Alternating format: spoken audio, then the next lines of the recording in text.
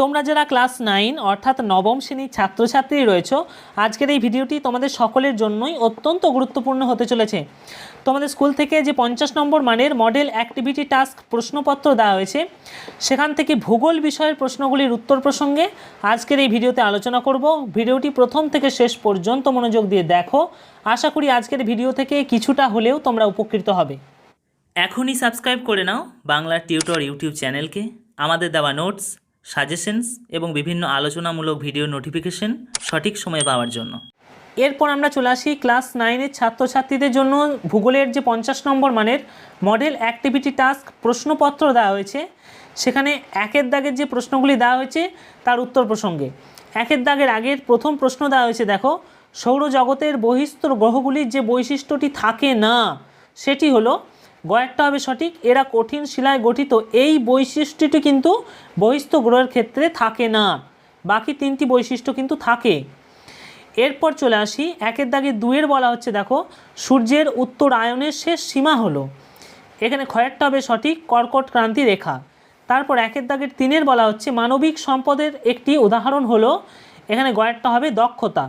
তারপর একের দাগের 4-এর বলা হচ্ছে বিষুব রেখায় ধ্রুবতারার উন্নতি কোণ হলো, এখানে 0 ডিগ্রি, এটা হবে সঠিক। এরপর চলে আসি একের দাগের 5-এর প্রশ্ন, দেখো, ভূ আলোড়ন ভূপৃষ্ঠে অনুভূমিকভাবে কাজ করলে সৃষ্টি হয়, ক্ষয়েরটা হবে সঠিক, ভঙ্গিল পর্বত।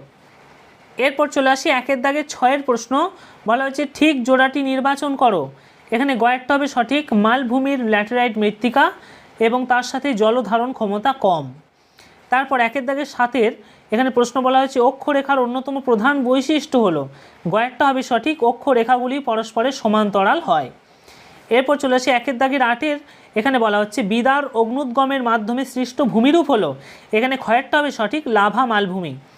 একের দাগের 9-এর চলে আসি, বলা হচ্ছে, দেখো, ঠিক জোড়াটি নির্বাচন করো, ক্ষয়েরটা হবে সঠিক, কালিম্পং জেলা সমুদ্র থেকে দূরবর্তী স্থানে অবস্থিত। এরপর আমরা চলে আসি 2-এর দাগের শূন্যস্থান পূরণ। প্রথম বলা হচ্ছে, দেখো, 2-এর দাগের 1-এর দ্রাঘিমা রেখাগুলি নিরক্ষরেখাকে সমকোণে বা 90 ডিগ্রি কোণে ছেদ করেছে। এরপর চলে আসি এখানে বলা হচ্ছে, দেখো, 2-এর দাগের 2, আবহ বিকারগ্রস্ত শিলা চূর্ণ বিচূর্ণ হয়ে মূল শিলার উপর যে শিথিল আস্তরণ বা আবরণ তৈরি করে তাকে রেগোলিথ বলা হয়।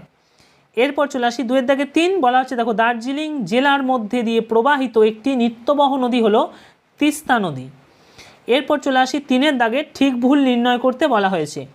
এখানে প্রথম বলা হয়েছে 3-এর দাগের 1, নিরক্ষরেখায় অভিকর্ষের মান সর্বাধিক, এটি ভুল। তারপর 3-এর দাগের 2 বলা হচ্ছে, দেখো, যে কোরিওলিস বলের প্রভাবে উত্তর গোলার্ধে আয়ন বায়ু বাম দিকে বেঁকে প্রবাহিত হয়, এটি ভুল। 3-এর দাগের 3, অচিরাচরিত শক্তির একটি উৎস জোয়ার ভাটা শক্তি, এটি কিন্তু সঠিক। এরপর আমরা চলে আসি 4-এর দাগের প্রশ্নগুলির উত্তর প্রসঙ্গে আলোচনায়। 4-এর দাগের এখানে প্রশ্ন 2-1টি শব্দে উত্তর দিতে বলা হয়েছে। প্রথম প্রশ্ন, দেখো, 4-এর দাগের 1-এর বলা হয়েছে কোনো স্থানের দ্রাঘিমা 24 ডিগ্রি পূর্ব হলে ওই স্থানটির প্রতিপাদ স্থানের দ্রাঘিমা কত হবে। এখানে 2-1 কথায় উত্তর দিলে উত্তরটা হবে 156 ডিগ্রি পশ্চিম দ্রাঘিমা, এটা কিন্তু উত্তর হবে। এরপরে এই উত্তরটা আমি কিভাবে বের করেছি সেটা তোমাদের জানানোর জন্য আমি এত বড় করে উত্তরটা লিখেছি।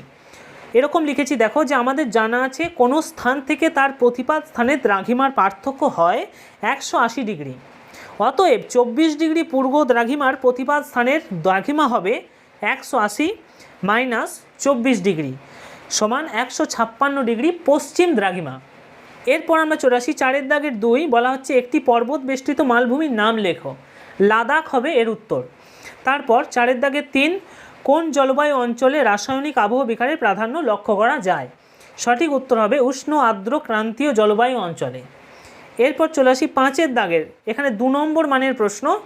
এখানে প্রথম প্রশ্ন বলা হচ্ছে 5-এর দাগের 1-এর কোনো একটি নিরপেক্ষ সামগ্রী সম্পদ হয়ে ওঠার শর্তগুলি উল্লেখ করো, এখানে উত্তর হবে উন্নত জ্ঞান, প্রযুক্তি, গবেষণা, শিক্ষা এবং প্রশিক্ষণের সাহায্যে মানুষ নিরপেক্ষ সামগ্রীকে সম্পদে পরিণত করে। কোনো নিরপেক্ষ সামগ্রী বা বস্তুর সম্পদ হয়ে ওঠা একাধিক শর্তের উপর নির্ভর করে, যথা, প্রথম, নিরপেক্ষ সামগ্রীটির বা বস্তুটির মধ্যে কার্যকারিতা গুণ থাকতে হবে। 2 নম্বর, নিরপেক্ষ সামগ্রী বা বস্তুটির মধ্যে উপযোগিতা অর্থাৎ অভাব মোচনের ক্ষমতা থাকতে হবে। এরপর আমরা চলে আসি 3 নম্বর, নিরপেক্ষ সামগ্রী বা বস্তুটির মধ্যে যে নিজস্ব গুণাবলী আছে মানব জাতির কাছে তার সর্বজনীন বা ব্যাপক চাহিদা থাকতে হবে। 4 নম্বর, নিরপেক্ষ সামগ্রী বা বস্তুটির গুণাবলী সর্বজনগ্রাহ্য হতে হবে। এরপর চলে আসি 5 দাগের 2 প্রশ্ন, জিপিএসের দুটি ব্যবহার উল্লেখ করো। উত্তর লিখব, সাধারণ জনজীবনকে সুরক্ষিত করার জন্য বর্তমানে একাধিক ক্ষেত্রে জিপিএসের মতো উন্নত প্রযুক্তির ব্যবহার করা হয়। যথামত জিপিএসের মাধ্যমে যে কোনো স্থানের অক্ষাংশ, দ্রাঘিমা ও উচ্চতা নির্ভুলভাবে নির্ধারণ করা যায়। দ্বিতীয়ত, জিপিএসের সাহায্যে ভূপৃষ্ঠ থেকে 27 কিলোমিটার উচ্চতা পর্যন্ত বায়ুস্তরের উষ্ণতা, বায়ুর চাপ, ঝড়ের গতি প্রকৃতি সহজেই নির্ণয় করা যায়। এরপর চলে আসি 5 দাগের 3, বলা হচ্ছে দেখো, নদী ও খালের জলের অতিরিক্ত ব্যবহারের ক্ষতিকর প্রভাবগুলি উল্লেখ করো। উত্তর লিখব, জনজীবনকে সচল রাখতে নদী ও খালের জল অতিরিক্ত পরিমাণে ব্যবহার করলে একাধিক ক্ষতিকর প্রভাব প্রকট হয়। যথা 1 নম্বর, মৃত্তিকায় লবণতা বৃদ্ধি। লিখব, অতিরিক্ত মাত্রায় নদী ও খালের জল চাষের কাজে ব্যবহার করলে মাটির লবণতা বৃদ্ধি পায়। অতিরিক্ত মাত্রায় জলসেচের ফলে মাটি সর্বদা ভিজে থাকায় মাটির নিম্ন স্তরে থাকা খনিজ পদার্থ মাটির উপরের স্তরে উঠে এসে মাটিকে লবণাক্ত করে, মাটির উর্বরতা হ্রাস পায়। এরপর 2 নম্বর, জলদূষণ বৃদ্ধি। লিখব, সারা বছর ধরে কৃষি এবং গৃহস্থলীর বিভিন্ন কাজে যে সমস্ত ডিটারজেন্ট, কীটনাশক ব্যবহার করা হয় তা অবশেষে নদী কিংবা নিকটস্থ খালে গিয়ে মেশে। কীটনাশক দূষিত খাল এবং নদীর জল অতি মাত্রায় ব্যবহার করার ফলে জলদূষণ বৃদ্ধি পায়। এতে রোগ ব্যাধির প্রাদুর্ভাব ঘটে। এরপর চলে আসছি 5 দাগের 4। এখানে প্রশ্ন আছে, আবহ বিকারে প্রাণীদের ভূমিকা উদাহরণসহ লেখো। উত্তর লিখব, জৈবিক উপাদানে মজুত অম্লের সাহায্যে রাসায়নিকভাবে শিলার বিয়োজনের ক্ষেত্রে অর্থাৎ জৈবিক আবহ বিকারের ক্ষেত্রে প্রাণীকুল নানাভাবে গুরুত্বপূর্ণ ভূমিকা পালন করে। প্রথমত লিখব, মানুষ বসবাসের জন্য গৃহ নির্মাণ, কৃষিকাজ প্রভৃতির জন্য ভূমি রূপের খনন করে, ফলে যান্ত্রিক আবহ বিকার ঘটে। দ্বিতীয়ত, কেঁচো, উইপোকা, ইঁদুর, খরগোশ প্রভৃতি মৃদভেদী প্রাণী এবং প্রেরি অঞ্চলের কুকুর, শৃগাল প্রভৃতি প্রাণী বাসস্থান নির্মাণের জন্য ভূপৃষ্ঠে গর্ত করে, ফলে শিলাস্তর দুর্বল হয়, দ্রুত গতিতে আবহ বিকার ঘটে এবং কালক্রমে ভূমিরূপের চরিত্রের বদল ঘটে। তৃতীয়ত, উষ্ণ ও আর্দ্র অঞ্চলে প্রাণীর মৃতদেহ, মলমূত্র, কীটপতঙ্গের দেহ নিঃসৃত রস থেকে সৃষ্ট জৈব অম্ল শিলায় অম্ল বিয়োজন ঘটিয়ে আবহ বিকার পরিপূর্ণ করে। এরপর চলে আসি 6 দাগের প্রশ্ন। এখানে বলা হচ্ছে, নিচের প্রশ্নগুলির উত্তর দাও। 3 নম্বর মানের প্রশ্ন। প্রথম প্রশ্ন, আমরা পৃথিবীর আবর্তন বেগ অনুভব করতে পারি না কেন? উত্তর লিখব, ভূপৃষ্ঠের বিভিন্ন স্থানে আবর্তনের বেগ বিভিন্ন রকম। আবর্তনের বেগের পার্থক্য থাকলেও বিভিন্ন কারণে তা আমরা অনুভব করতে পারি না। প্রথম কারণ লিখব, এই বৃহৎ আকৃতির পৃথিবীর সাপেক্ষে মানুষের আয়তন অতি ক্ষুদ্র, তাই পৃথিবীর উপর বসবাস করলেও অতি দ্রুত গতিতে ঘূর্ণমান এই পৃথিবীর বেগ আমরা অনুভব করতে পারি না। দ্বিতীয় কারণ লিখব, পৃথিবীর উপর মানুষের যাবতীয় নির্মাণ, ঘরবাড়ি, মাঠ ঘাট, সাথে সাথে গাছপালা, বায়ুমণ্ডল, মেঘ পুঞ্জ সমস্তই পৃথিবীর সঙ্গে একই তালে ঘুরছে, তাই পারিপার্শ্বিক বস্তুর আপেক্ষিক অবস্থানের পরিবর্তন না ঘটার জন্য আমরা পৃথিবীর বেগ বুঝতে পারি না। 3 নম্বর কারণ লিখব, পৃথিবীর প্রতিটি স্থানে আবর্তন বেগের হার সুনির্দিষ্ট এবং অপরিবর্তনশীল, তাই পৃথিবীতে থেকে পৃথিবীর বেগ বোঝা সম্ভব নয়। তারপর 4 নম্বর লিখব, কোনো গতিশীল বস্তুর নিকট কোনো স্থির বা চলমান বস্তু থাকলে তার সাপেক্ষে গতিশীল বস্তুর বেগ নির্ণয় করা যায়, কিন্তু মহাকাশে পৃথিবীর নিকটে অবস্থিত কোনো কিছুই না থাকার কারণে পৃথিবীর আবর্তন গতি বোঝা যায় না। এরপর আমরা চলে আসি 6 দাগে 2 প্রশ্ন, পৃথিবীর বেশিরভাগ মানুষ সমভূমিতে বসবাস করে কেন, তার ভৌগোলিক কারণ। উত্তর লিখব, সমভূমি হলো সর্বাপেক্ষা নিরাপদ বসবাসের উপযুক্ত ভূমিরূপ, তাই সমভূমি মানব জীবনে সবথেকে বেশি অনুকূল প্রভাব বিস্তার করে। বিভিন্ন কারণে সমভূমিতে মানুষের বসবাসের আধিক্য লক্ষ্য করা যায়। যথা, প্রথম কারণ, পৃথিবীর অধিকাংশ সমভূমি পলি সমৃদ্ধ এবং উর্বর, এজন্য সমভূমিতে কৃষিকাজ অত্যন্ত ভালো হয়।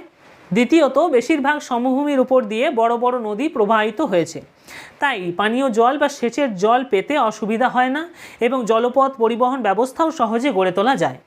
তৃতীয়ত, ভূমিরূপ সমতল বলে রেলপথ, সড়কপথ প্রভৃতির মাধ্যমে পরিবহন ব্যবস্থাও উন্নতি করা যায়।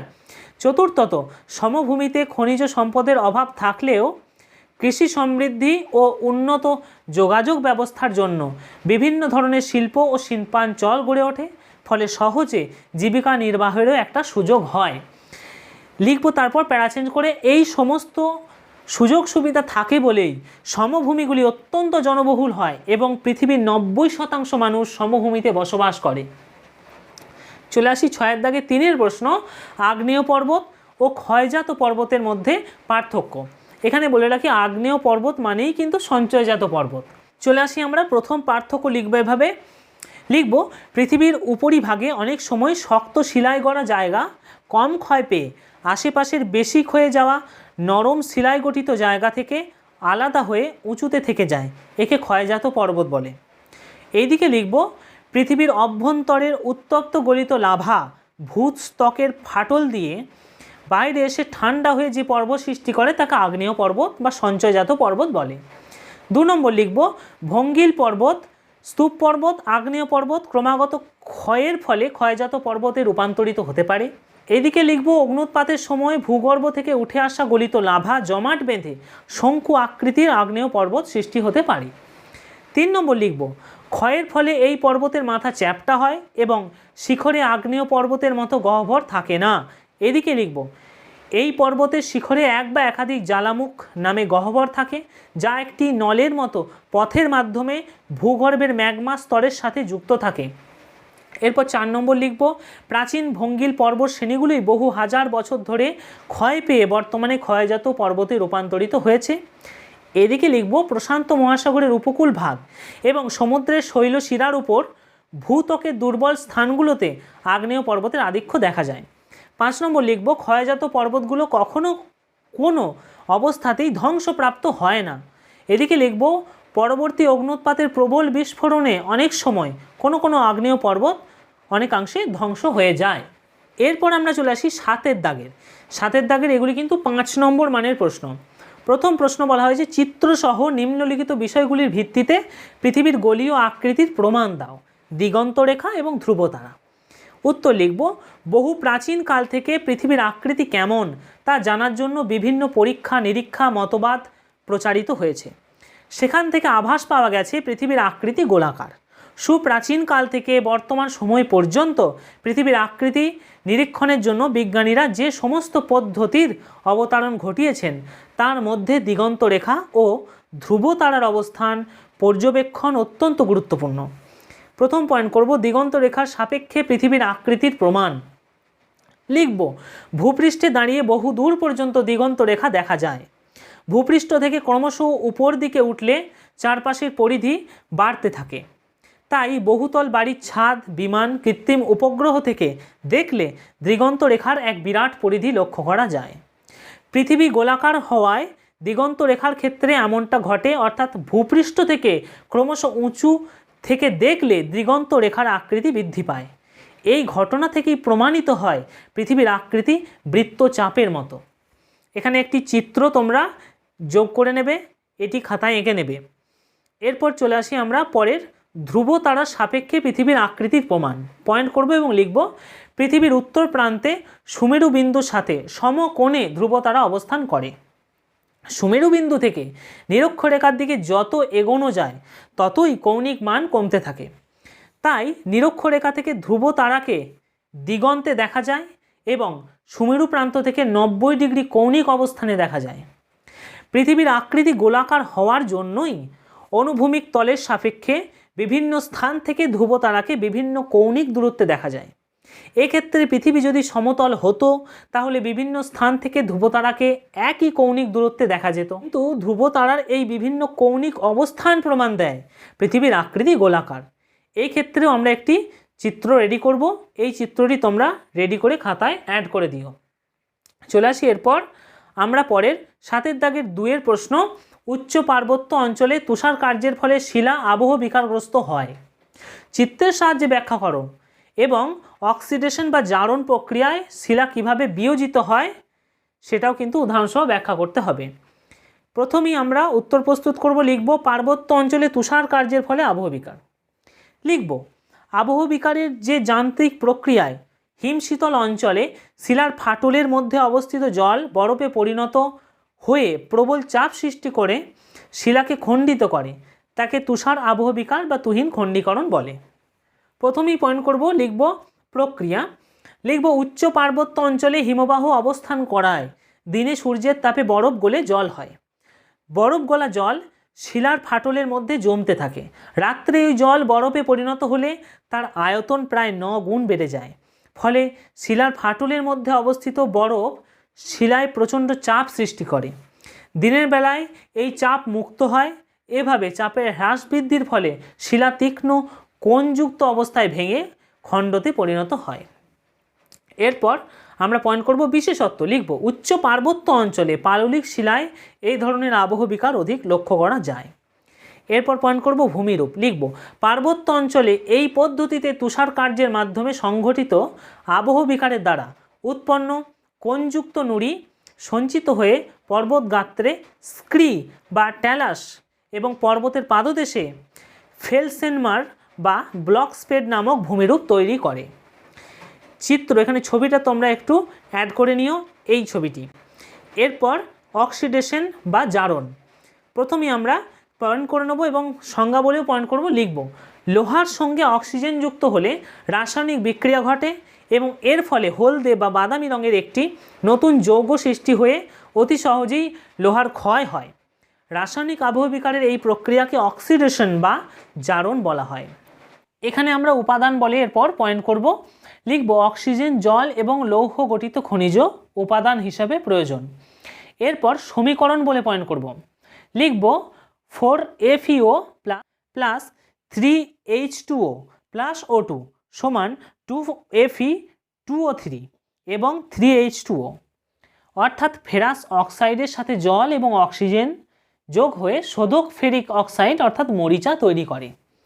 ব্যাখ্যা করব। লিখব লোহা যখন ফেরাস অক্সাইড রূপে থাকে তখন তা খুব কঠিন থাকে, ফলে ক্ষয় হয় না। কিন্তু অক্সিডেশনের জন্য লোহা শোধক ফেরিক অক্সাইডে পরিণত হয় এবং ক্ষয়প্রাপ্ত হয়। যেসব শিলায় লোহার ভাগ বেশি থাকে সেগুলি অক্সিডেশনের ফলে দ্রুত ক্ষয়প্রাপ্ত হয়। এরপর আমরা 7 দাগে 3 পশ্চিমবঙ্গের জলবায়ু কিভাবে মৌসুমি বায়ু দ্বারা প্রভাবিত হয় লিখব পশ্চিমবঙ্গের জলবায়ু পুরোপুরি নিয়ন্ত্রিত হয় মৌসুমি বায়ুর দ্বারা। রাজ্যের সকল জলবায়ুগত উপাদানের উপর মৌসুমি বায়ু গুরুত্বপূর্ণ প্রভাব বিস্তার করে। লিখব প্যারা চেঞ্জ করে প্রথম, পশ্চিমবঙ্গের উপর দিয়ে দুটি ভিন্নধর্মী মৌসুমি বায়ু প্রবাহিত হয়। একটি গ্রীষ্মকালীন আর্দ্র দক্ষিণ পশ্চিম মৌসুমি বায়ু এবং অপরটি শীতকালীন শুষ্ক উত্তর পূর্ব মৌসুমি বায়ু। এই দুই মৌসুমি বায়ু পশ্চিমবঙ্গের জলবায়ুকে নানাভাবে নিয়ন্ত্রণ করে। যথা 1 নম্বর পয়েন্ট করব বৃষ্টিপাত। লিখব মৌসুমি বায়ুর বঙ্গোপসাগরীয় শাখা পশ্চিমবঙ্গে বৃষ্টিপাতের মাত্রা নিয়ন্ত্রণ করে। মালভূমি অঞ্চল ছাড়া পশ্চিমবঙ্গের প্রায় সর্বত্রই এই বায়ুর প্রভাবে বৃষ্টিপাত হয়। রাজ্যের যে গড় বৃষ্টিপাত 200 থেকে 250 সেন্টিমিটার, সেটিও নির্ভর করে এই মৌসুমি বায়ুর উপর। 2 নম্বর পয়েন্ট শুষ্ক শীতকাল। লিখব পশ্চিমবঙ্গের শীতকালে যে শুষ্ক আমেজ তা পুরোপুরি নিয়ন্ত্রণ করে উত্তর পূর্ব মৌসুমি বায়ু।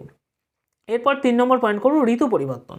লিখব মৌসুমি বায়ুর আগমন এবং প্রত্যাবর্তনের উপর নির্ভর করে পশ্চিমবঙ্গে ঋতু পরিবর্তন হয়। মূলত গ্রীষ্ম, বর্ষা, শরৎ এবং শীতকাল এই 4 ঋতুর নিয়ন্ত্রণ মৌসুমি বায়ুর উপর নির্ভর করে। 4 নম্বর পয়েন্ট করব উষ্ণতা হ্রাস। লিখব মৌসুমি বায়ুর আগমনের উপর নির্ভর করে পশ্চিমবঙ্গে উষ্ণতার হ্রাস বৃদ্ধি ঘটে। গ্রীষ্মের দাবদাহ কাটিয়ে বঙ্গোপসাগরীয় মৌসুমি বায়ুর দরুন রাজ্যে বর্ষা আসে, উষ্ণতা কমে। আবার উত্তর পূর্ব মৌসুমি বায়ুর দাপটে এ রাজ্যে কঠিন শীতের আমেজ ঘনিয়ে আসে। আবার উত্তর পূর্ব মৌসুমি বায়ুর প্রত্যাবর্তনের সাথে সাথেই রাজ্যে গ্রীষ্মপ্রধান আবহাওয়া নেমে আসে। 5 নম্বর পয়েন্ট করব বিপরীতমুখী বায়ুপ্রবাহ। লিখব পশ্চিমবঙ্গে ঋতু অনুসারে মৌসুমি বায়ু 180 ডিগ্রি দিক পরিবর্তন করে এবং বিপরীত মুখে প্রবাহিত হয়। গ্রীষ্মকালে মৌসুমি বায়ু সমুদ্র থেকে এবং শীতকালে স্থলভাগ থেকে মৌসুমি বায়ুর আগমন ঘটে। ফলে গ্রীষ্মকালীন মৌসুমি বায়ু জলভাগ থেকে স্থলভাগের দিকে এবং শীতকালীন মৌসুমি বায়ু স্থলভাগ থেকে জলভাগের দিকে ধাবিত হয়। এখানেই কিন্তু শেষ হলো তোমাদের ক্লাস 9-এর জন্য 50 নম্বর মানের যে মডেল অ্যাক্টিভিটি টাস্কের প্রশ্নপত্র দেওয়া হয়েছে তার ভূগোল বিষয়ের প্রশ্নগুলির উত্তর প্রসঙ্গে আলোচনা। যাদের ভিডিও ভালো লাগলো অবশ্যই একটি লাইক করে দাও এবং কমেন্ট করে জানাতে ভুলো না তোমার মতামত। যারা চ্যানেলে নতুন তারা চ্যানেলটিকে সাবস্ক্রাইব করো এই ধরনের আরও ভিডিও পাওয়ার জন্য।